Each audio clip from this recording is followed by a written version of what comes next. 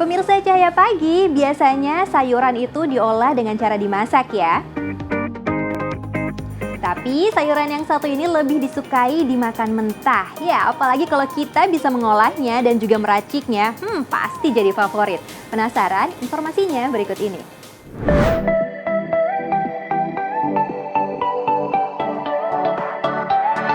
Ya, selada hijau ini menjadi salah satu sayuran favorit banyak orang. Baru ngeliat tanamannya aja serasa udah kebayang ya kesegarannya. Tentu karena rasa selada yang sedikit manis dan banyak mengandung nutrisi. Bayangkan nih, dalam satu helai daun selada segar mengandung 82% vitamin A dan 60% vitamin K yang sangat baik untuk mengobati berbagai penyakit mata serta dapat memperkuat tulang dan gigi.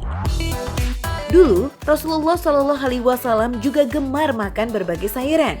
Bahkan begitu baiknya manfaat sehat dan keistimewaannya, sayuran juga disebutkan langsung di dalam Al-Quran. Allah berfirman, maka hendaklah manusia itu memperhatikan makanannya. Sesungguhnya kami benar-benar telah mencurahkan air dari langit, kemudian kami belah bumi dengan sebaik-baiknya. Kebun-kebun yang lebat, anggur dan sayur-sayuran, zaitun dan kurma, dan buah-buahan serta rumput-rumputan untuk kesenanganmu dan untuk binatang-binatang ternakmu. Al-Quran Surat Abasa ayat 24-32.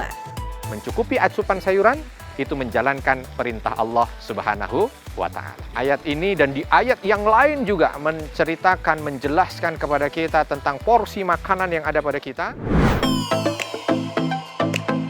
Selada hijau tak hanya bisa ditanam di kebun atau area persawahan saja, namun juga bisa ditanam di pekarangan rumah loh, bahkan di lahan sempit sekalipun. Cara menanamnya pun cukup mudah, yakni dengan cara hidroponik. Cara bertanam unik tanpa media tanah ini sekarang sedang banyak ya dilakukan banyak orang, terutama yang tinggal di perkotaan. Teknik tanam hidroponik tak hanya berlaku untuk menanam selada saja, tapi bisa juga untuk jenis sayuran lainnya seperti sawi, kangkung, dan bayam.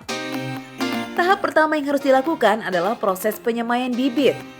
Biji disemai di atas media tanam yang biasa digunakan dalam sistem hidroponik seperti rock wool, spon busa, kapas, serbuk kayu, kerikil pasir, arang kayu, atau sabut kelapa. Bibit yang sudah berumur 5 hari atau tumbuh sekitar 5 helai daun kemudian dipindahkan ke media tanam yang lebih besar.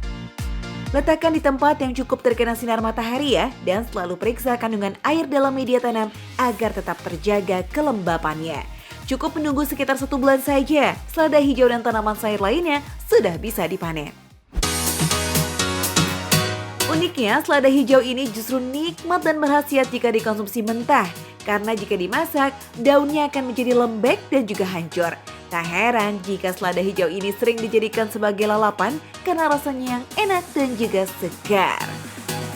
Salah satunya, selada menjadi pelengkap saat menyantap sajian daging barbecue.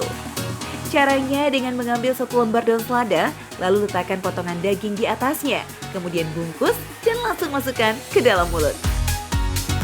Yummy! Selada kaya akan zat klorofil dan antioksidan yang baik untuk menjaga sel tubuh, serta melawan radikal bebas dan penyebab kanker. Selain itu, selada hijau ini juga paling sering dikonsumsi menjadi salad sayur segar yang dicampur dengan aneka sayur lainnya seperti kol ungu, wortel, buncis, dan mentimun. Semua sayuran cukup dipotong-potong saja, lalu tinggal disiram dengan saus atau mayones. Selamat mencoba ya!